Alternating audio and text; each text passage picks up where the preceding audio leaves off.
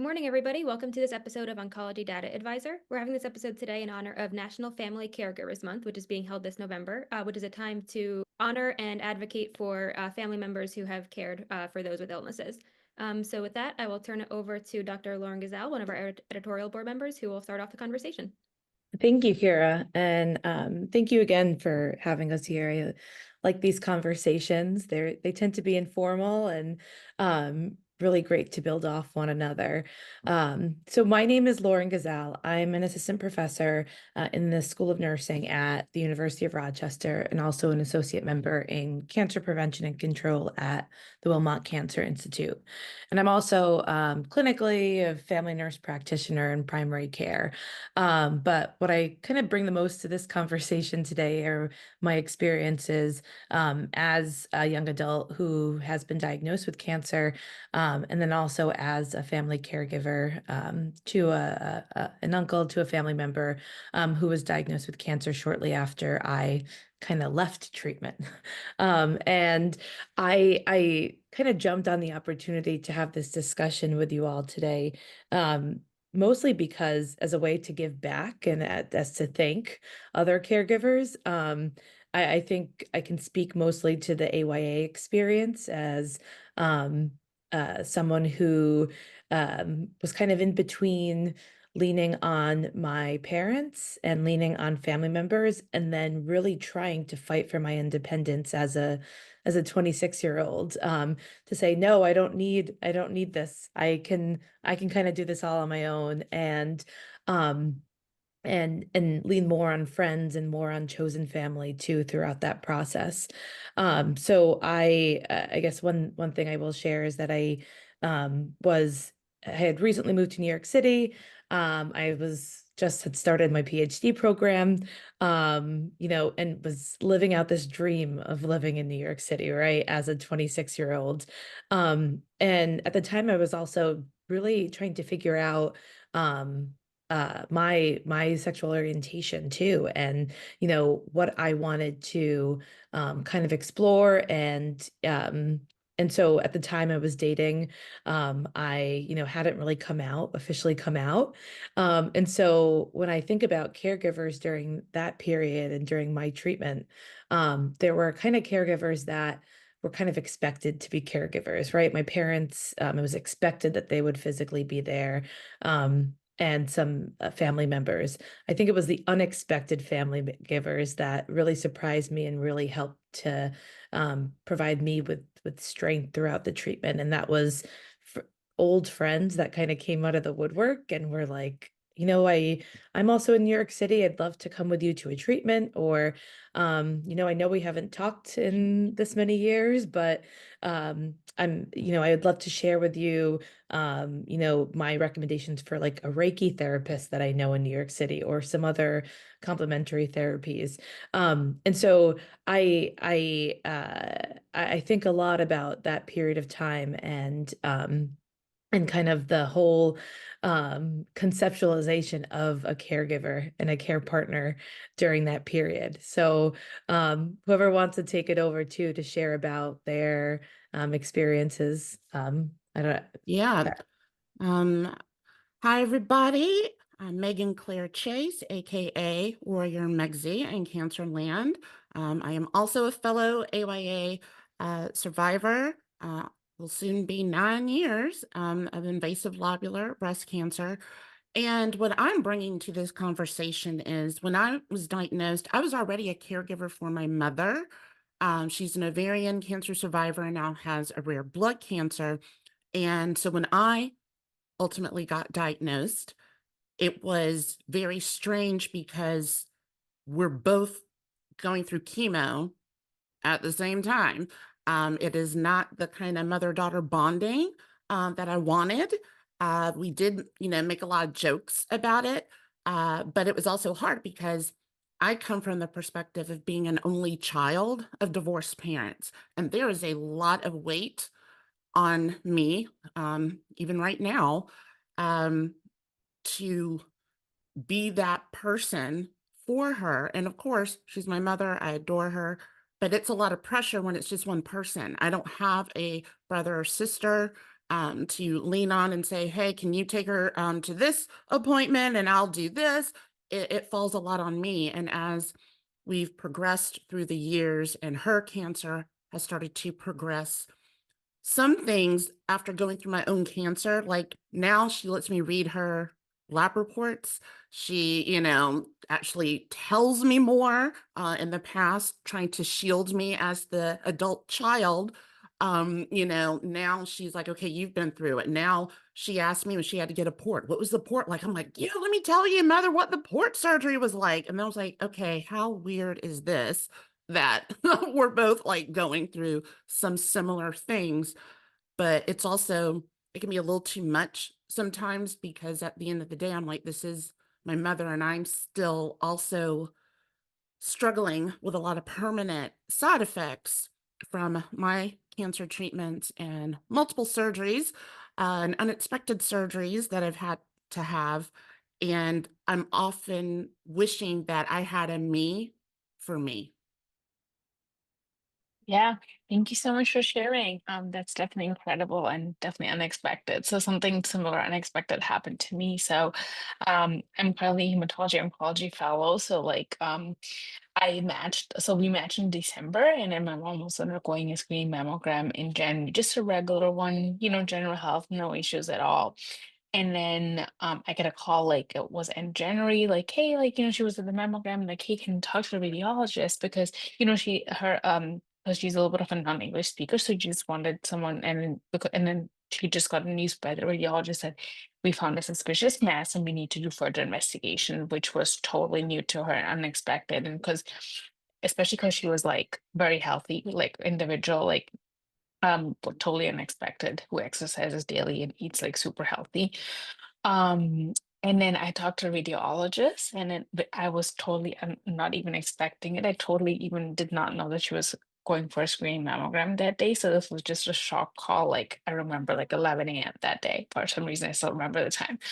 And I just froze because I literally did not know what to say to the physician, what to being myself a physician. Like it was a totally unreal experience, which I still experience, and makes me tearful because that kind of react. I just did not know what to say, and I was just literally speechless with when I was talking to the physician as well.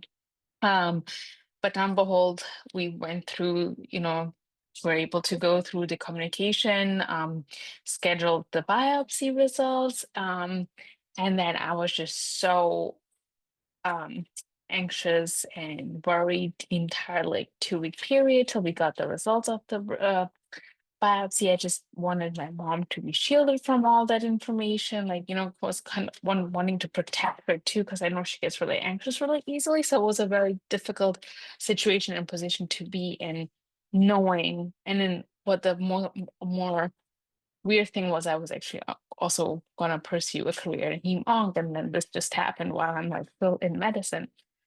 So anyway, so the diagnosis came, lobular cancer. And I just tried to like facilitate. I was in Connecticut, and she lives here in Voorhees, New Jersey. So I was trying to coordinate care, like being far away. Fortunately, my program was very supportive, so I was able to be with her.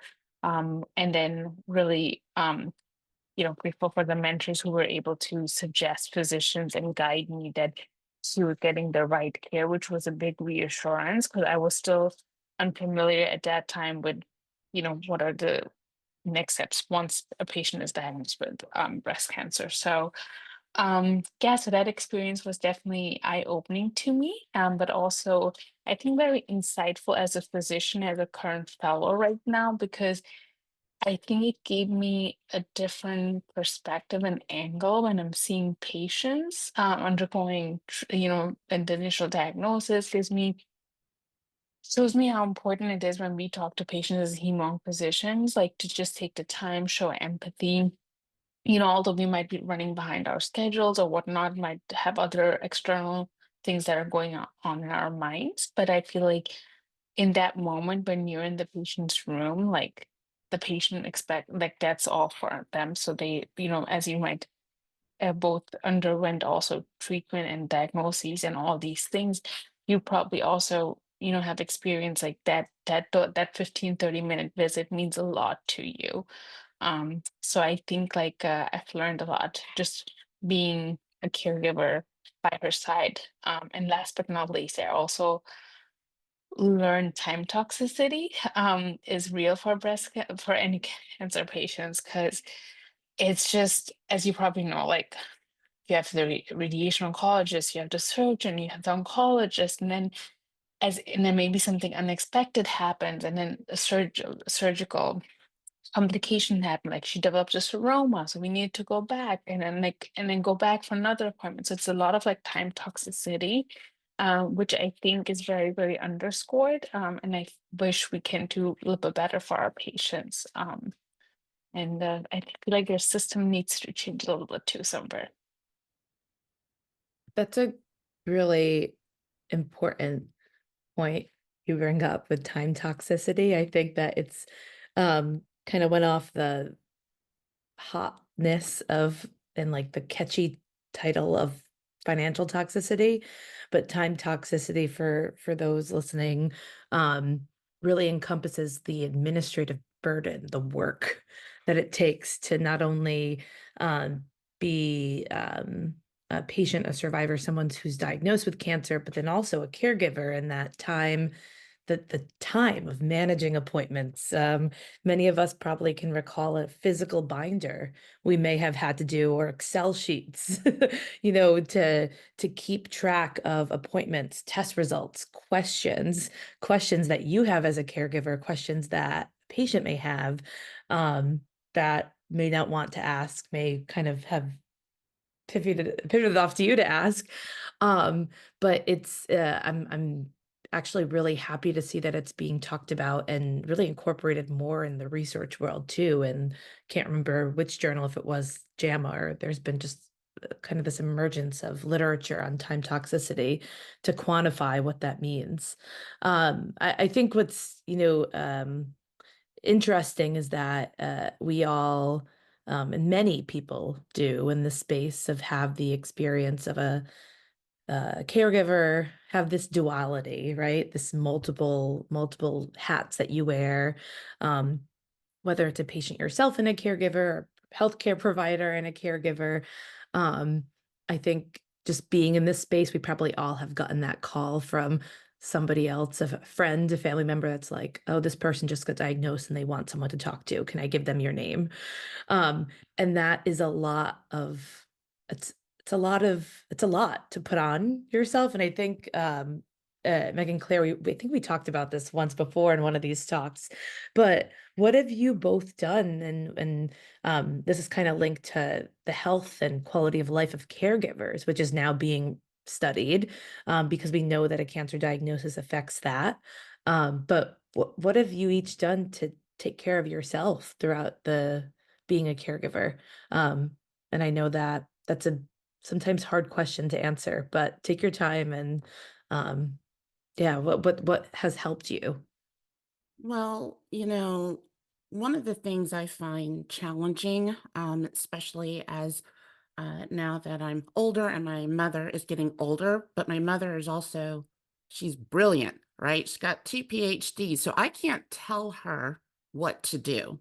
I can't, say, like, I think you really need to like go get a second opinion, or have you looked at this clinical trial? Like, I cannot do that. So one of the ways to kind of ease some of that, like just wanting to do so much because I actually know so much going through it myself, though it was different cancers.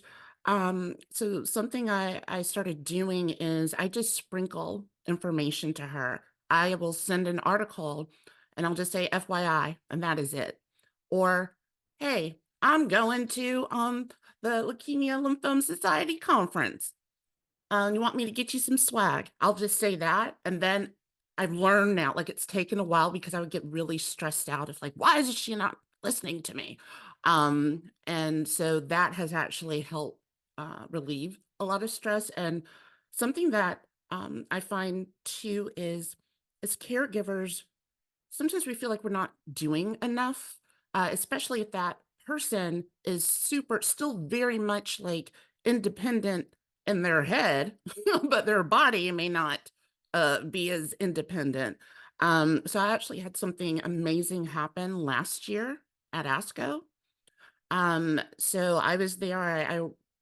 The JOB from the 9 to 5, I work for a nonprofit, and I was there, and I happened to see the makers of one of her medications. And so I went over there, and I always kind of test pharma to see how long it takes them to notice me, how long it takes them to actually say something to me, and how will they talk to me. And a lot of times it is condescending. They're thinking I don't know anything. And when the guy came over and I said, you know what? And he's like, oh, are you looking at this? I said, yes. In fact, my mother's having a suboptimal response to this medication, and I am deeply concerned. I just like went off. And he was like, whoa, like, first of all, you totally know what you're talking about. And then number two, and this is where I talk about where caregivers, where you feel like you're actually doing something, like really something for them, is he goes, well, we need to report that to the FDA. And I was like, wait, what? And so he brings me over to the other guy in the booth, and they're like, yeah, if she's having, these type of side effects or side effects that haven't been reported, we have to report that. And I was like, seriously? And so then they start asking me these questions. I'm like, halt, I need to get my mother on the phone because now you're asking way too much here. And like she talks with them.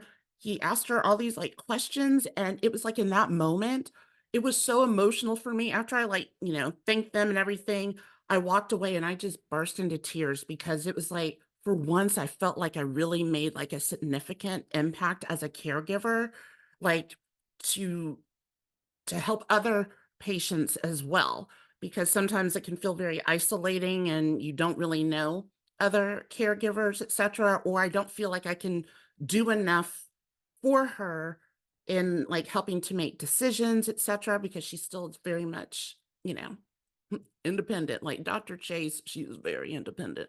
And in that moment, I was like, wow, all that I've learned, the fact that I'm always like educating myself as a caregiver and where, the trials are and what's happening, and to be able to like actually make an impact, like a deep impact. It's still like I'm still wildly excited and humbled that I was able to do something really significant for her. Yeah, that's definitely amazing. Yeah, sometimes small conversations go a very, very long way. And I'm glad you spoke up. In terms of what you mentioned, what I have done as a caregiver to take myself like time off. It's definitely difficult because when you have the guilt that you're doing something for yourselves while you might have or should be there for your loved one. I think that was one of the big things that I had to decide at one point, because we had like vacation plan and we canceled it, and we planning and trying to find the situation of when is the best time to go while she was still undergoing like treatment.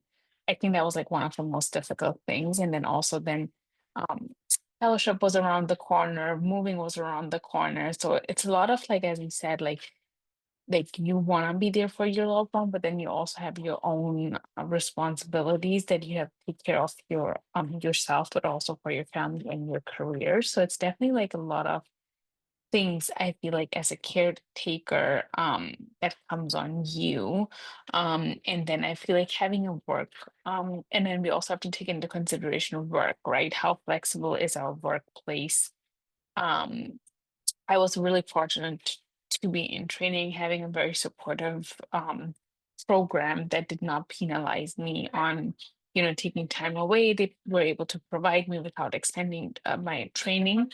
So I realized how important that is with workplace. And I feel like, unfortunately, some other workplaces, as I'm seeing in my patients, some workplace do not provide accommodations, and they actually end up or actually do have to apply for FMLA, which is again a very suboptimal option for many of the patients. How has your experience been in terms of like workplace accommodations, and how do you navigate that? I think that's a great question, and something that I'm looking at actually as a researcher right now. We just launched a study where we're interviewing employers and human resources professionals. So if you're interested in participating, you can reach out to me. We're doing Yeah. we're doing interviews now because I think that's been the missing kind of link. It's been really driven by the patient diagnosed with cancer or their families and caregivers to then have to ask about accommodations, ask about federal policies to protect um, their work relationship, essentially, like FMLA. And so what would it look like, kind of thinking outside the box, what would it look like if we also got HR professionals involved and supervisors or employers?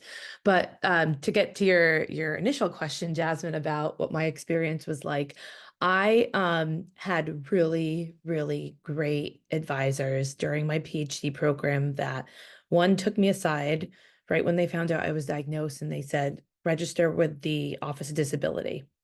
And at the time, I think it was called the Moses Center at NYU. And I was like, no, I don't have a disability. I'm just diagnosed with cancer. Like I was like, what would they help me with?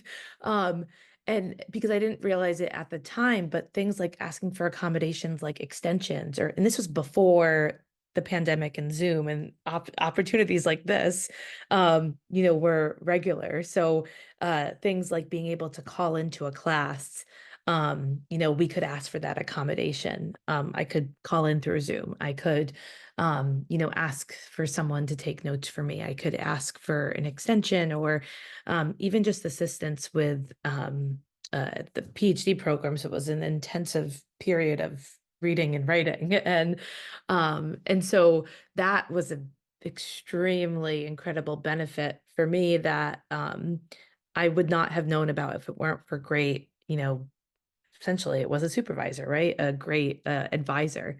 Um, I I will say that with other family members, my caregivers at the time didn't it was a privilege that they weren't in the position where they had to take FMLA. And I hate to say that. I hate to say that in our current healthcare system that, it was a privilege that they could work around our federal policies, which is almost kind of ludicrous to say.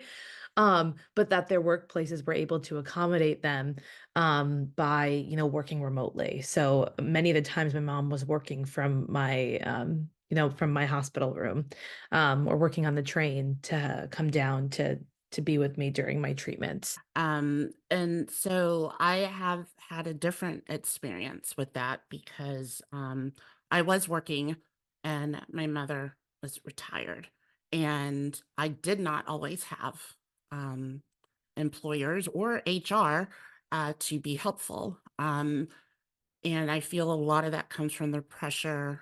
For those who cannot see us, I am a Black woman. I live in the South.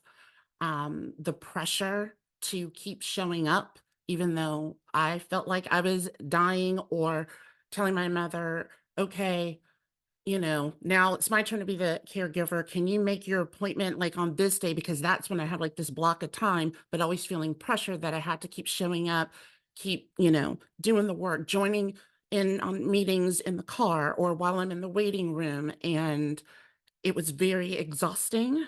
I get very emotional about it because I still also have to look friendly and be nice and watch my tone, like all of these things I have to do as I'm trying to not only take care of myself, but then also be there for my mother. And then with her, trying to be there for me. Some days she could drive, some days I'm like, you know what, I have more energy today. Like when we're both going through chemo at the same time. I mean, her chemo is ongoing, but it's stressful, and even now, it's stressful, but, um, I remember the first time I asked for accommodations, and I was so scared because thought I would probably get fired, if I even looked, quote, unquote, "weak." And so it really does depend on the supervisor that you have. I do not trust HR, and it was upsetting. But at the end of the day, you got to do what you have to do. I feel very fortunate that I was able to have a fantastic supervisor at one point before COVID. And then after COVID, one of my non-negotiables now is I need to be remote and I need to be able to have a somewhat flexible schedule. Yeah, that's amazing. Definitely, I feel like with COVID, like the ability to have a flexible schedule and to work remotely, I think has changed a lot. And I think it was an unintended positive outcome that came out of this. And I think it also I hope somebody actually does research in looking at like pre and post COVID for caregivers, like how of a positive impact working remotely or having flexibility in the schedule has actually provided much more probably positive wellness for caregivers and patients, because I've seen patients getting to treatments in the hospital, when they're admitted on the leukemia floor or whatnot, they have to be hospitalized and monitored or for a longer time. They have their laptops with them and they're able to, work a couple hours a day, which keeps their minds off. And that would be actually a great study that if somebody looks into it, and maybe, down the road, hopefully it could lead to a policy change, which is actually more wider, taken up by companies, that if a patient has a cancer diagnosis or has a caregiver, like who, that they're allowed to have that flexibility, right? Absolutely.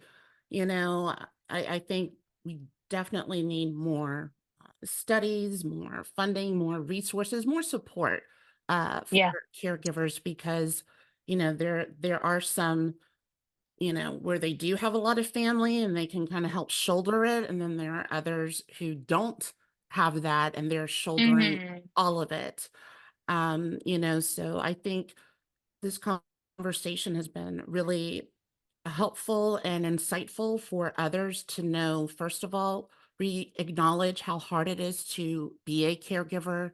That often comes with feeling either isolated or the guilt of when you have to keep lifing as well, on top of it all. But also making sure that you have some self-care put in place for yourself so you don't get burnout.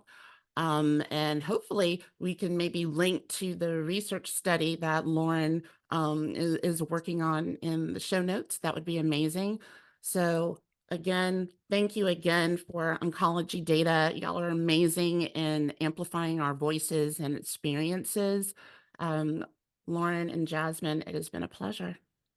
Yeah, likewise. It was great talking and discussing, and I feel like it's always a pleasure to talk and hearing others that they have undergone similar but definitely different experiences.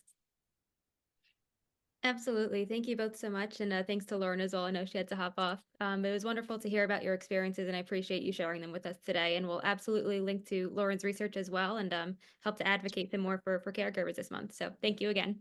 Thank you, Yeah, Kira. thank you. Thank you, Sarah.